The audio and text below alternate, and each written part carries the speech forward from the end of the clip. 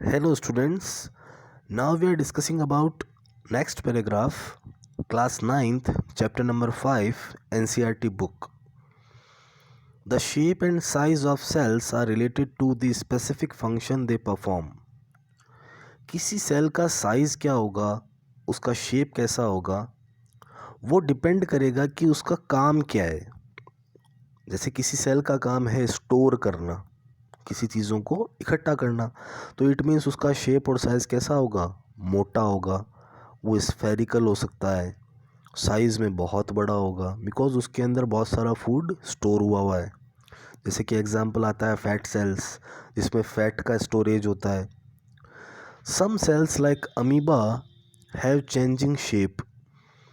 Amoeba कुछ ऐसी sales का एग्जांपल है जो शेप को चेंज कर सकते हैं। हमारी बॉडी में कुछ ऐसी सेल्स होती है जो शेप चेंज कर सकती है। एग्जाम्पल आता है WBC। In some cases the cell shape could be more or less fixed and peculiar for a particular type of cell. For example, nerve cells have a typical shape.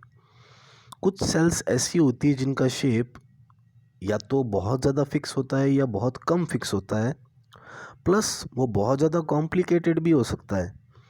Okay, जैसे कि nerve cell, उसका shape बिल्कुल अलग होता है, वो long होती है, स्टार लाइक स्ट्रक्चर होती है।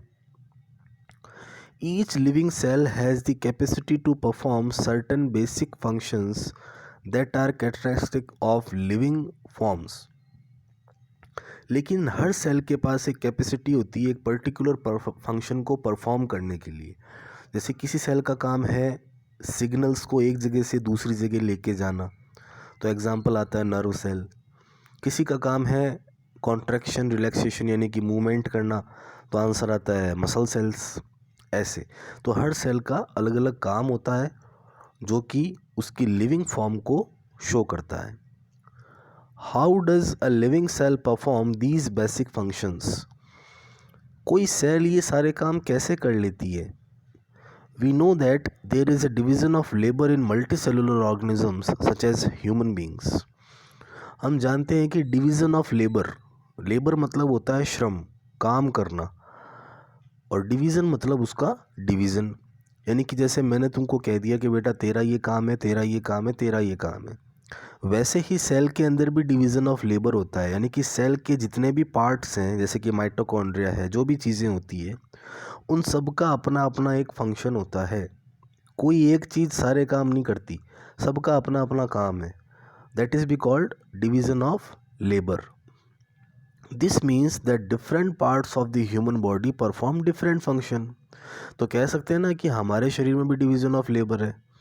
भाई लीवर का काम है बहुत सारी चीज़ें बनाना, एनर्जी जनरेट करना, एनर्जी को स्टोर करना। ओके, बोन्स का काम है अपनी बॉडी का स्केलेटन कंटेन करना, मेंटेन करना, मूवमेंट के लिए रिस्पॉन्सिबल है। ब्रेन का काम है स्टोर करना, चीज़ों को कन्वे करना, इंफॉर्मेशन को स्टोर करना। ऐसे the human body has a heart to pump blood. अपना हार्ट होता है ब्लड को पंप करने के लिए। Stomach to digest food and so on.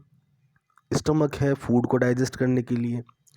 Similarly division of labour is also seen within a cell, single cell in many cases.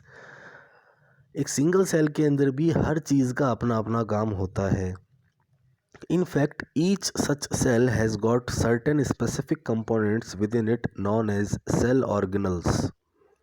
Her cell के अपने अपने पर्टिकुलर ऑर्गेनल्स होते हैं, उसके पार्ट्स होते हैं जिनको कहते हैं cell organelles.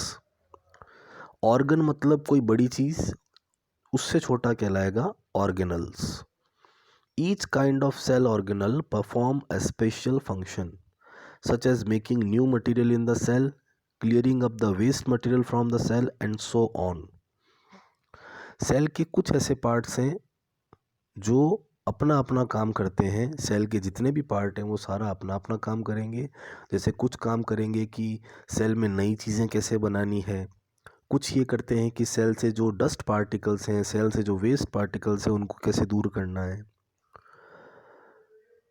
A cell is able to live and perform all its functions because of these organelles.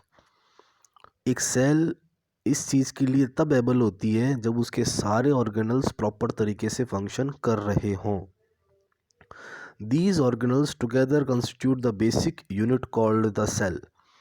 इन सब से मिलकर के क्या बनती है? सेल. अगर सेल के अंदर के सारे ऑर्गेनल्स को हटा दिया जाए तो सेल ख़त्म हो जाएगी. It is interesting that all cells are found to have the same organelles. सारी सेल्स में ऑर्गेनल्स तो ऑलमोस्ट सेम होते हैं, no matter what their function is or what organism they are found in. ज़रूरी नहीं है कि हर सेल का काम अलग अलग है तो उसके ऑर्गेनल्स भी अलग अलग होंगे. नहीं, ऑर्गेनिज्म चाहे कोई भी हो, काम चाहे कोई भी हो, उसके कंपोनेंट्स, उसके कॉन्स्टिट्यूएंट्स ऑफ द सेल सबके सब सेम होते हैं.